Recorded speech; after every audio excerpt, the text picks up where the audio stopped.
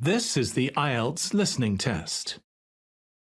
You will hear a number of different recordings and you will have to answer questions on what you hear. There will be time for you to read the instructions and questions, and you will have a chance to check your work. All the recordings will be played once only. The test is in 4 parts. At the end of the test, you will be given 10 minutes to transfer your answers to the answer sheet. Now turn to Part 1.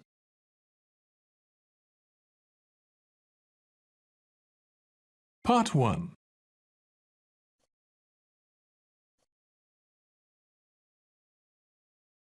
You will hear an interviewer asking an interviewee called Lee to do a questionnaire on residency in the North. First, you have some time to look at questions 1 to 5.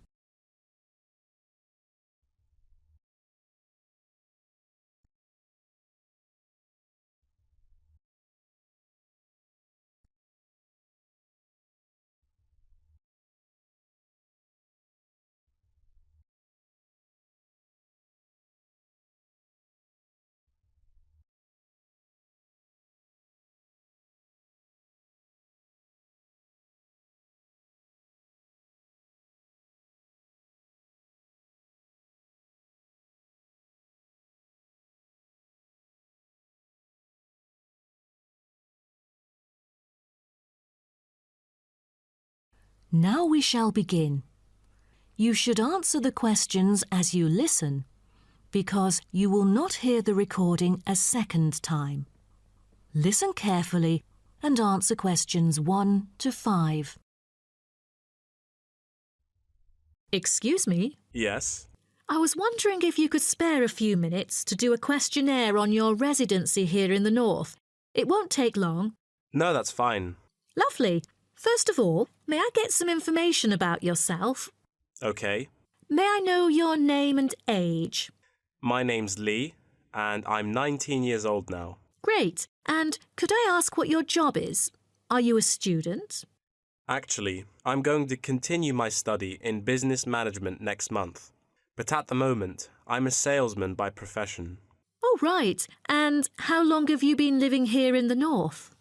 Well, I have been in this city since I was 3 years old, but my family and I had lived in the East for 7 years at first. Now I am 19, so I have spent about 9 years living here till now. Great. Which part of the northern area do you live in? I live in Spring Park. Have you heard of it? Yes, of course. So what about your accommodation? Do you live in a house or a flat or something similar? I used to live with my family in a big house, and now I'm living in an apartment with 2 of my friends, who are my colleagues as well. Oh, right. And one more question. What means of transport will you take when you need to go somewhere? If it's not too far away, I'd prefer to go on foot or by bicycle. If there is a long way to go, I take the train or sometimes a cab.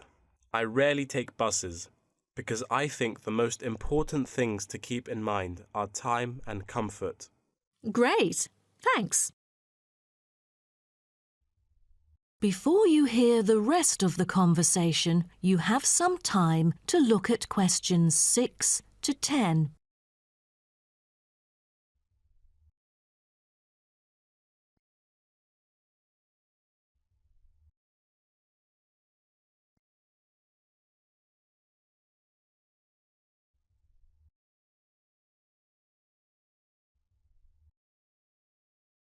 Now listen and answer questions 6 to 10. Now, let's go to the second part of my questionnaire. I'd like you to tell me, how often do you dine out? Is it once a week or several times a year? I'm afraid neither of those options agree with me. I don't often go out for dinner, maybe once a month. Every week just seems too often for me. OK, then where do you usually go for recreation? I often go to places that other people go to. I sometimes go clubbing after work. You know, there are some fantastic clubs nearby. And if you do not have to work during the day, will you go for a show or something? You know, there is a newly built theatre that opened last month in Spring Park, but I rarely go there because it's too expensive. I prefer to go to the cinema to see some of the latest movies. Do you like doing sports? And what is your main form of exercise? I like swimming and I go to the gym occasionally, but I spend most of my spare time sailing. All right. Last question. Have you taken any part-time courses? Yes, because I'm really keen on cartoons. I'm doing a Japanese course during the weekends, but I'm still a beginner. Wow, what a special language. Most people I know would like to learn Spanish or Latin. You must be brilliant. Well, thank you very much for your time. No problem. Bye.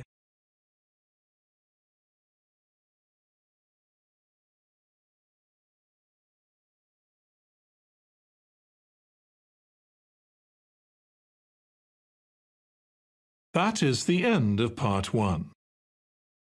You now have 1 minute to check your answers to part 1.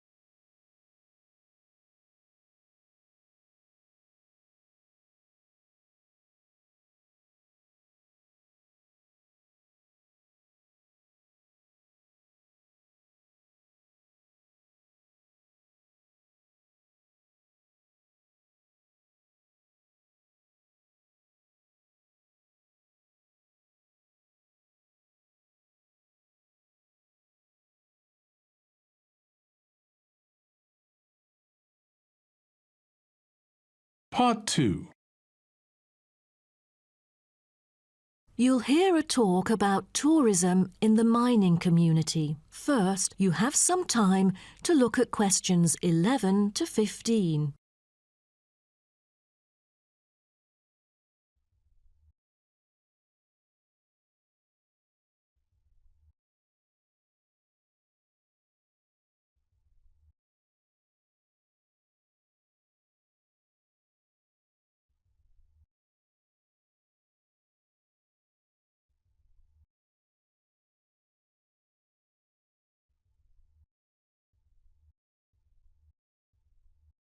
Now, listen carefully and answer questions 11 to 15. Hello, I'm delighted to welcome you to our mining community and very pleased that you're interested in the ores and pits of this area. I think you'll be pleasantly surprised with your special experience here. Now, let me start by giving you some warnings on safety rules and regulations. Rule number 1, always wear safety equipment. There is a litany of safety equipment that mining workers use for their protection, from helmets to safety glasses and gloves. It is essential that all workers wear the necessary safety equipment at all times. There have been countless stories of workers being saved by helmets, which are the hard hats that you can see on the shelf beside you. So, visitors wearing helmets is mandatory in the mining area, although you are free to take them off when you're in the mining museum and picnic area. You won't need to pay any deposit, though you should return them to the counter once you finish the visit. The helmets are offered in all sizes, so choose a suitable one. All right, our mining community is currently being refurbished for some of the main area, so please make a note of that, and you'll know what to look out for. So, when you go in or out of the mine, please pay attention to the road, for it has just been repaired because of the rough surface and can be really slippery since it's still wet. The history and process of tin mining are complicated and involve a lot of special words, but here you will see how it was and still is done. After a short 5 to 10 minute walk, visitors can track round a numbered route with clear explanations. Most of the tour is in the open air, so nice weather helps. All areas are clearly posted with signs, but if you have problems travelling around or climbing up and down, you can turn to the staff here, and we are happy to help. If you're interested, Blue Hills Tin Stream is a working water-powered tin streaming mill that gives visitors a very clear idea of how difficult it is to get tin out of rock. I hope you'll enjoy the informative indoor presentation and this self-guided tour, but you have to bear one thing in mind, that smoking is forbidden throughout the whole community. Though you can take phones and of course use them, you'll also be surprised that there will be more than just one place to go in the mine. The underground tunnel is now being refurbished and only relevant workers can access it. But it will soon be all finished, and I believe it's a lovely place for you to explore around. Don't forget to wear protective clothing. It's mandatory. Before you hear the rest of the talk, you have some time to look at questions 16 to 20.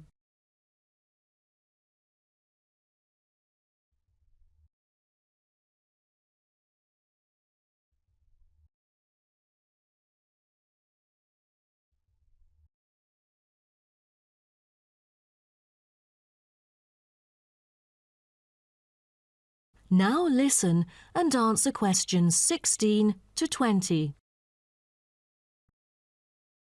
Now, let's start by seeing where you can go. As you can see on our map in the brochure I've given you, we are here at the reception block. We have a famous mill which is used for making and processing materials such as steel and coal.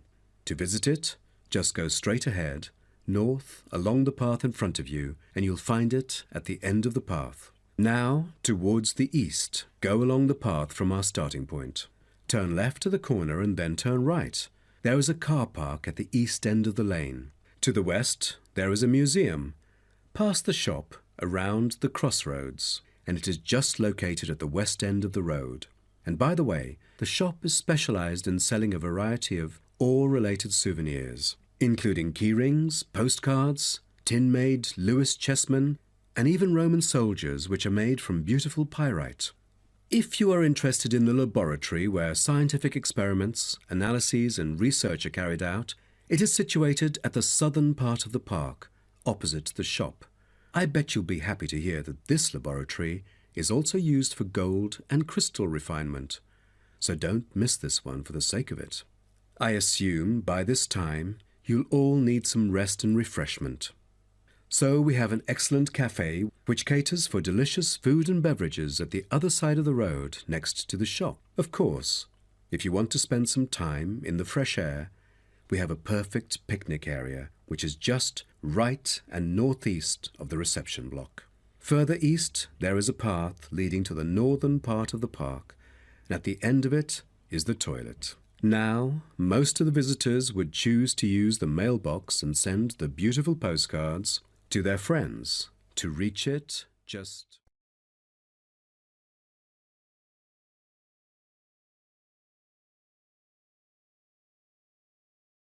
That is the end of part 2. You now have 30 seconds to check your answers to part 2.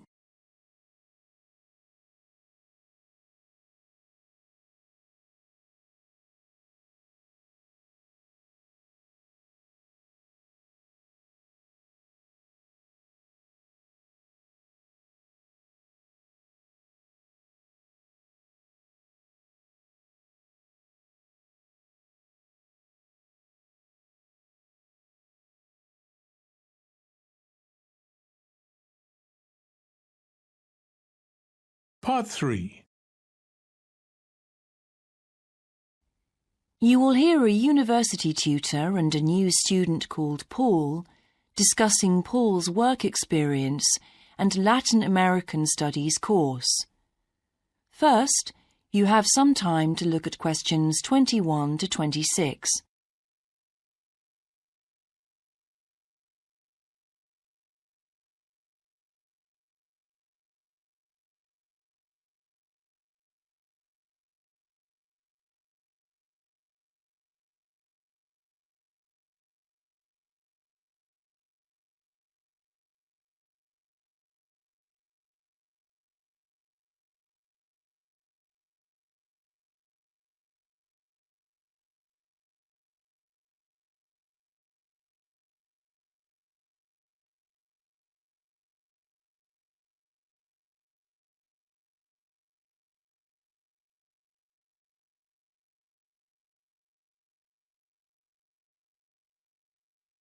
Now listen carefully and answer questions 21 to 26. I've been reading your personal statement, Paul. First, let's talk about your work experience in South America. What took you there? Was it to gain more fluency in Spanish? Well, as I'm combining Spanish with Latin American studies, my main idea was to find out more about the way people lived there. My spoken Spanish was already pretty good, in fact. So you weren't too worried about language barriers? No. In fact, I ended up teaching English there, although that wasn't my original choice of work. I see. How did you find out about all this? I found an agency that runs all kinds of voluntary projects in South America. What kind of work? Well, there were several possibilities. You mean construction, engineering work? Yes, getting involved in building projects was an option. Then there was tourism, taking tourists for walks around the volcanoes, which I actually chose to do, and then there was work with local farmers. But you didn't continue with that project. Why not? Because I never really knew whether I'd be needed or not. I'd thought it might be difficult physically, but I was certainly fit enough. No, I wanted to do something that had more of a proper structure to it, I suppose. I get demotivated otherwise. What do you think you learned from your experience? It must have been a great opportunity to examine community life. Yes, but it was difficult at first to be accepted by the locals. It was a very remote village, and some of them were reluctant to speak to me, although they were always interested in my clothes and how much I had to pay for them. Well, that's understandable. Yes, but things soon improved. What struck me was that when people became more comfortable with me and less suspicious, we really connected with each other in a meaningful way. You made good friends? Yes, with two of the families in particular. Good. What about management? Did you have a project manager? Yes, and he gave me lots of advice and guidance. And was he good at managing too? That wasn't his strong point. I think he was often more interested in the academic side of things than filing reports. He was a bit of a dreamer. And did you have a contract? I had to stay for a minimum of 3 months. My parents were surprised when I asked to stay longer, 6 months in the end. I was so happy there. And did anything on the administration side of things surprise you? What was the food and lodging like? Simple, but there was plenty to eat, and I only paid $7 a day for that, which was amazing, really. And they gave me all the equipment I needed, even a laptop. You didn't expect that then? No. Well, I'll look forward to hearing more. Before you hear the rest of the discussion, you have some time to look at questions 27 to 30.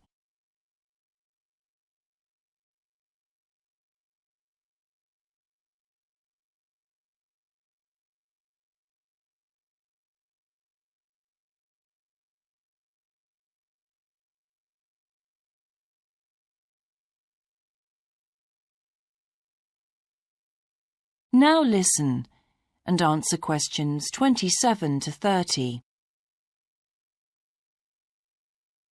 But now let's look at these modules. You'll need to start thinking about which ones you'll definitely want to study. The first one here is Gender Studies in Latin America. It looks at how gender analysis is reconfiguring civil society in Latin America. Women are increasingly occupying positions in government and in other elected leadership positions in Latin America. I think you'd find it interesting. If it was to do with people in the villages rather than those in the public sphere, I would. OK. What about second language acquisition? Do you think I'd find that useful? Well, you've had some practical experience in the field. I think it would be. I hadn't thought about that. I'll put that down as a definite then. OK. What about Indigenous women's lives? That sounds appropriate. I thought so too, but I looked at last year's exam questions and that changed my mind. Don't judge the value of the course on that. Maybe talk to some other students first, and we can talk about it again later. OK. Yes, and lastly, will you sign up for Portuguese lessons? My Spanish is good, so would I find that module easy? Not necessarily. Some people find that Spanish interferes with learning Portuguese, getting the accent right too. It's quite different in a lot of ways. Well, I'd much sooner do something else then. All right. Now, what we need to do is make a...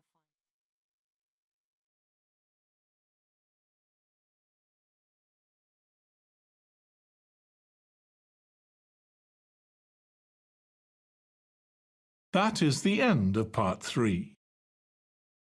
You now have 30 seconds to check your answers to part 3.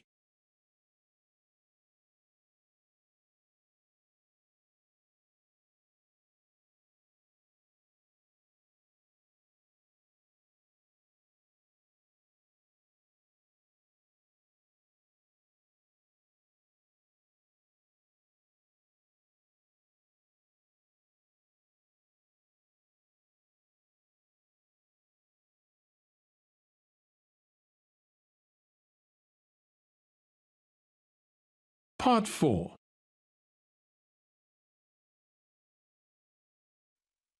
You will hear the beginning of a lecture about business cultures.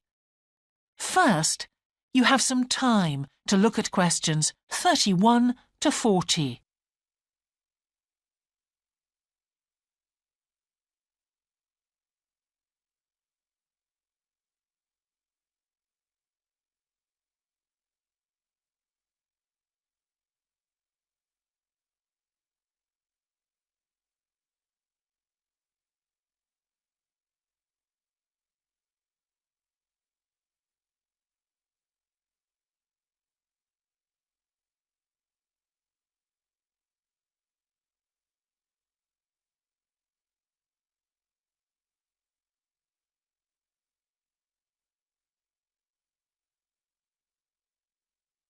Now listen carefully and answer questions 31 to 40.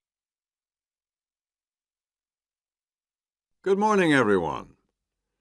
Now, whether you're going to university to study business or some other subject, many of you will eventually end up working for a company of some kind. Now, when you first start working somewhere, you will realize that the organization you've joined has certain characteristics. And we often refer to these social characteristics as the culture of the organization. This includes its unwritten ideas, beliefs, values, and things like that. One well-known writer has classified company cultures by identifying 4 major types. The first type is called the power culture, and it's usually found in small organizations. It's the type of culture that needs a central source of power to be effective. And because control is in the hands of just 1 or 2 people, there aren't many rules or procedures. Another characteristic is that communication usually takes the form of conversations rather than, say, formal meetings or written memos. Now, one of the benefits of this culture is that the organization has the ability to act quickly, so it responds well to threat or danger on the one hand, and opportunity on the other. But on the negative side, this type of organization doesn't always act effectively, because it depends too much on 1 or 2 people at the top, and when these people make poor decisions, there's no one else who can influence them. And the kind of person who does well in this type of business culture is one who is happy to take risks, and for whom job security is a low priority. The next type is known as role culture. That's R-O-L-E, not R-O-L-L, by the way. And this type is usually found in large companies, which have lots of different levels in them. These organizations usually have separate departments that specialize in things like finance or sales or maintenance or whatever. Each one is coordinated at the top by a small group of senior managers, and typically everyone's job is controlled by sets of rules and procedures. For example, there are specific job descriptions, rules for discipline, and so on. What are the benefits of this kind of culture? Well, firstly, because it's found in large organizations, its fixed costs, or overheads as they're known, are low in relation to its output, or what it produces. In other words, it can achieve economies of scale. And secondly, it is particularly successful in business markets where technical expertise is important. On the other hand, this culture is often very slow to recognize the need for change, and even slower to react. What kind of person does this type of culture suit? Well, it suits employees who value security and who don't particularly want to have responsibility.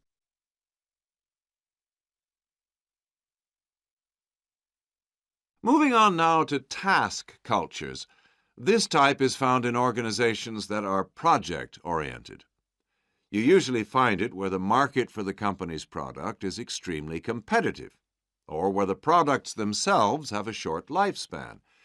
Usually, top management delegates the projects, the people, and other resources, and once these have been allocated, little day-to-day control is exercised from the top, because this would seem like breaking the rules.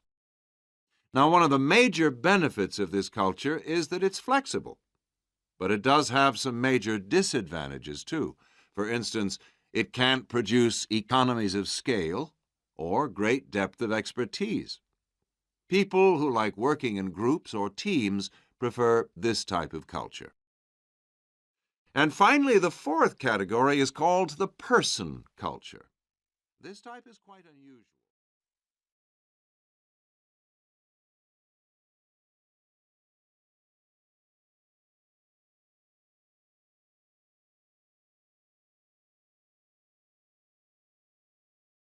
That is the end of Part 4. You now have 1 minute to check your answers to Part 4. That is the end of the listening test. In the IELTS test, you would now have 10 minutes to transfer your answers to the answer sheet.